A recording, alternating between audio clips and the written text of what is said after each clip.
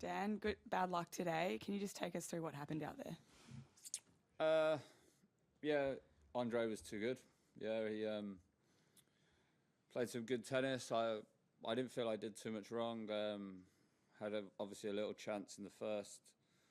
I think I had break point, and yeah, I didn't take it. And he changed his game to how he'd played me a few times before. He hit back on line very well, and yeah, that was it. He was very aggressive and better than me.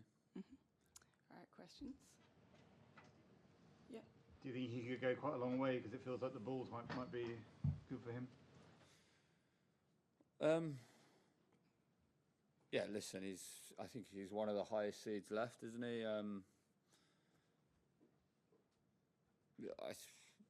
I think he could if he sticks to that mentality. And obviously I was hanging around to try and hopefully he would blow up a bit, but he didn't today, and he was solid off the ground. If he plays like that and sticks to that, he's got a decent chance. He's got a nice bit of the draw.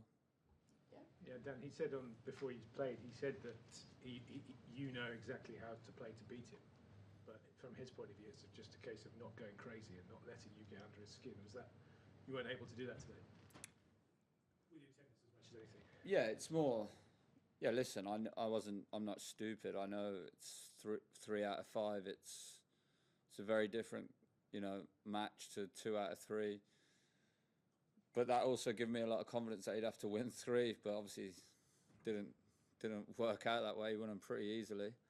But listen, what can I do? He was better than me, and that's that. He did what he said he was going to do, and it's all credit to him.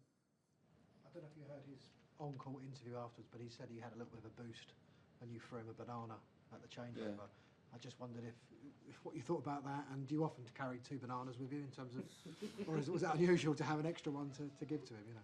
No, they actually asked for four bananas, and I quite like him, so I share with him. Yeah, that was about it. They only brought 2, so I don't eat them too fast, so you can have one. Yeah. You often talk about playing your tennis to beat these guys, and we know how you play, and you know how you play, and he knows how you play. Are you at a stage of your career where your tennis is your tennis, and that's not really going to change, or do you want to be someone who can play a couple of different ways and win those matches a different way? I can beat pretty much, anyone outside the top 20 playing, hanging back and, running, but it's no anyone inside and top 10. Listen, I did a lot of running today, and he was on the front foot, and there's no chance I can win like that. So I have to come forward, and I mean, I think 4-1 in the third. I couldn't remember a volley really. He pushed me back so much, returned well, and frightened me off from serve volleying really. So it was, before the match, obviously having a plan was not to be scared to come forward, but he scared me off, and that's too good from him, and that's sort of answers your question more, is that I try and do my, but he was just better than me, and he kept calm, and that's it really. I can't. It's frustrating, but just have to move on. It's just it, man. Can I just check? Would you have given a banana to someone you didn't like? No. Right. No. And just on travel plans now for Colombia. I mean, no what idea. You got? Right. Because it's not easy, is it? I'm awful on Skyscanner, but I did look a while ago when I was making decisions, and yeah, I won't be going home. It's just too much, I think. So I heard there's a good flight on Wednesday. That's what I heard. Don't make your travel plans on me. If any, I bet you none of yous will be there anyway. Where the mug's going. Yeah. You'll all be at home. You say you get on well with him. Do you ever, have you ever discussed the kind of Wimbledon ban with him, or does he ever ask you about it, or what you think might happen? It's still very much up in the air, isn't it? Yeah. Listen, I speak to him about anything but that. I'm not. You know, obviously it's an unfortunate situation. What's happening? It's not something I know too much about, and it's not something I just throw in the conversation. You know, it's obviously he'll speak to the ATP and the powers that be about his situation, and that's it. I mean, no, I've not spoke about that, but yeah, it's you know, the situation's coming up, isn't it? So you know, people will be finding out pretty shortly what's happening. It goes around so quick. We'll be at Wimbledon before we know it. Dan, Bogota is, I think, 2,500 meters above sea level. From experience in the past, are you quite good at adjusting to that? I mean, I went to Guadalajara and I thought, I was saying I've played in altitude in Guadalajara and I was rubbish. And then I asked somebody, is that similar? And they was like, no, that's like hardly anything compared to. So, I mean, God knows. It's yeah, it's an experience, I guess, and I think it's important that, you know, the best players can get out there and represent your country. It's not, you know, you don't know how long you've got. Might not be on the team next year. Some good players coming. Have you played with pressureless balls before? Nah, players, yeah, nah, no way. I mean, yeah, it's going to take some getting, and patience, but it's the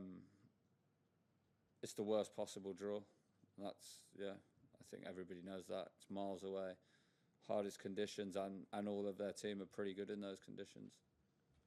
I was going to ask Dan a silly question, it might be, but what is it like to play at altitude professional match? What does it feel like? What is the sort of... I can't even remember. I mean, it was. I just know I left pretty soon. I lost and I was out of there. It wasn't. Yeah, it was. I've no idea. I'll find out pretty shortly. Has Leon actually had a chat with you all about it? Just, I don't know, just from what you say there, it doesn't sound like you've nailed down the preparations exactly in terms of the flights and stuff. No, we got a fact sheet. We've got everything through, and people are leaving from England certain times. There's a flight going from England which people are on, and there's an option if you want to stay here and then go from here. There's an option of that, but I don't really know where anybody is. I don't know what Cam's going to do. I don't know where Jack is. Guess he's at home. Obviously, the staff are leaving from England. London. So, yeah, it's all nailed on, but it's not as easy as, you know, people are still in doubles here. It's not as easy as, you know, we've got a set plan. You know, we had that issue in Glasgow after US Open, you know, like it was obviously close to home, but people had to leave from America, and yeah, it's just another challenge, isn't it, where people are coming from and how they get over the jet lag and how they get on. Can I ask you about the PTPA? Yeah. You've been on tour a long time, and you know your way around. Have you had any engagement with them? Did you go to any of the meetings? Are you aware of what they're doing? No, there's obviously that, I don't call it a movement or what it is, but I get asked to go. I don't go. It's it seems they're trying to be very serious about it, and it's good for them. It's why don't you go? I'm aligned with the ATP. I think they do a good job. So I'm happy with what I get, and I appreciate what they do for us, and that's simply why I don't go. I don't think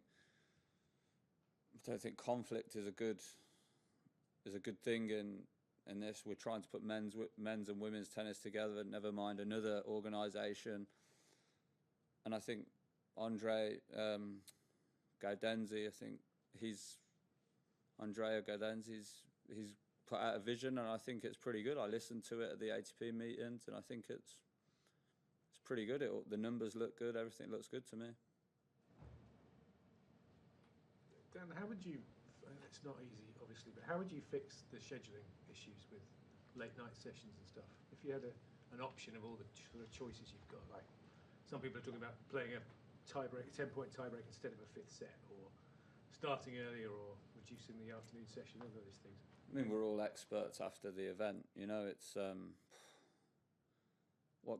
I actually just what can you do? You know, you play one match, and then someone pulls out, which happens, or you wouldn't be happy if you just watched my match there, and at 2 hours on the evening, and you want more tennis. It's not it's a problem with tennis. You don't know how long it's going to be, and it's going to be a problem all the time. You know, we'd soon start moaning if, they cut night sessions, and, we sometimes have to put up with it, but 4:35 is pretty late, I think, yeah. Is there a way to stop that? Some days you get long days, but and then, yeah, Andy winning in straights could have stopped it, yeah. Any final questions? How do you feel about the Davis Cup being after slams? Would you want that to be different? I wouldn't mind the Davis Cup being after slams if it was the old format, but I think it's tough. We have to play a qualifier when we put up a venue at the end of the year, and then I'm sure we'll be putting up another venue at the end of this year, and I don't know, it doesn't make much sense to me. All right. Thanks for that, Dan. Cheers, guys.